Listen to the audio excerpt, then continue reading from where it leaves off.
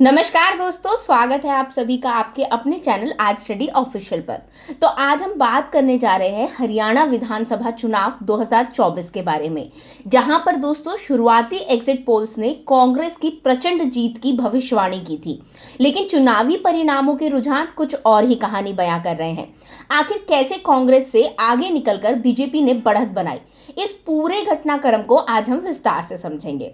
दोस्तों, वीडियो के अंत में हम ये भी जानेंगे कि हरियाणा के राजनीतिक भविष्य पर इस चुनाव का क्या असर हो सकता है। तो चलिए शुरू करते हैं। तो दोस्तों, 5 अक्टूबर 2024 की शाम 6 बजे हरियाणा में मतदान समापन हुआ। हरियाणा की सभी 90 विधानसभा सीटों पर मतदान खत्म होते ही टीवी चैनलों ने एग्जिट पोल्स दिखाने शुरू कर दिए। रिपोर्ट्स में कहा गया कि कांग्रेस को बड़ी जीत मिल सकती है और बीजेपी को झटका लगने वाला है। एग्जिट पोल्स ने लगभग हर चैनल पर कांग्रेस को बहुमत के करीब दिखाया और बीजेपी को पीछे। इस बीच राजनीतिक विशेषज्ञों ने भी कहा कि इस बार कांग्रेस की सरकार बन सकती है। लेकिन दोस्तों, जैसा कि मैंने कल भी आप लोगों को बताया था कि चुनावी नतीजे हमेशा एग्जिट पोल्स के मुताबिक नहीं आते, इसलिए हमें इंतजार करना चाहिए। और यही हाल 2024 के इस चुनाव में भी हुआ। इसके बाद दोस्तों आई 8 अक्टूबर की डेट। 8 अक्टूबर यानी कि आज वोटों की गिनती शुरू हुई। पोस्टल बैलेट्स की गिनती से शुरू हुए रुझानों में कांग्रेस आगे चल रही थी और कई टीवी चैनल्स ने कांग्रेस की जीत का अंदाजा लगाना शुरू कर दिया था। हरियाणा के मुख्यमंत्री नायब सिंह सैनी ने दावा किया कि एग्जिट पोल्स गलत साबित होंगे और बीजेपी बहुमत लेकर लौटेगी।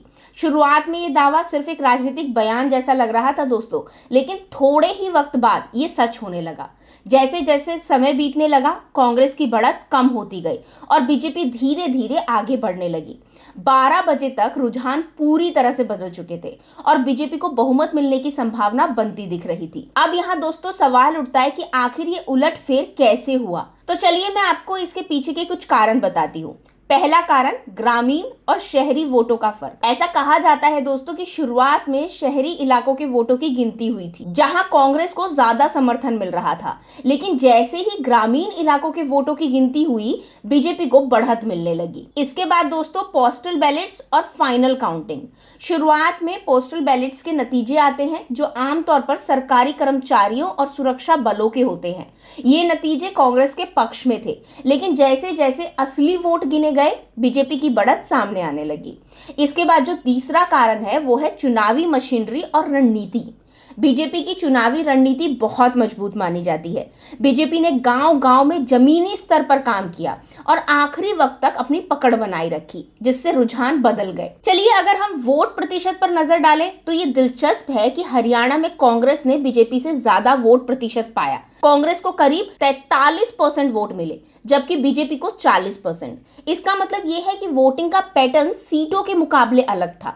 ये एक क्लासिक एग्जाम्पल है कि अधिक वोट प्रतिशत के बावजूद कांग्रेस को सीटों के मामलों में पीछे रहना पड़ा। इस घटना से एक महत्वपूर्ण सबक मिलता है दोस्तों कि सीटें जीतने के लिए सिर्फ वोट प्रतिशत नहीं, बल्कि सही क्षेत्रों में ज्यादा समर्थन होना जरूरी है। अब यहाँ सवाल उठता है दोस्तों कि हरियाणा के राजनीतिक भविष्य पर इस चुनाव के नतीजों का क्या असर होगा।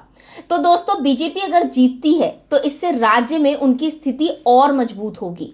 मुख्यमंत्री नायब सिंह सैनी ने इस चुनाव में जिस तरीके से पार्टी को वापस लाया, वह उनके नेतृत्व को और ज्यादा मजबूत कर सकता है। अब बात करें कांग्रेस की, तो दोस्तों अगर कांग्रेस हारती है तो उनके लिए आत्ममंथन का समय होगा।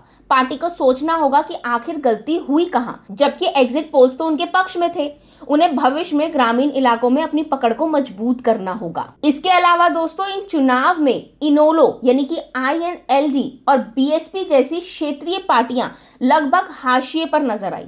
इससे स्पष्ट है कि हरियाणा की राजनीति अब कांग्रेस और बीजेपी के बीच ही सिमटती जा रही है। अब मेरी राय में दोस्तों इस चुनाव ने एक बार फिर से साबित कर दिया कि एग्जिट पोल्स और असली नतीजों के बीच बड़ा अंतर हो सकता है, जैसा कि मैंने कल के वीडियो में आप लोग को बताया ही था। अब टीवी चैनलों ने कांग्रेस की बड़ी जीत की भविष्यवाणी की थी, लेकिन बीजेपी की मजबूत जमीनी पकड़ और चुनावी रणनीति ने पासा पलट दिया।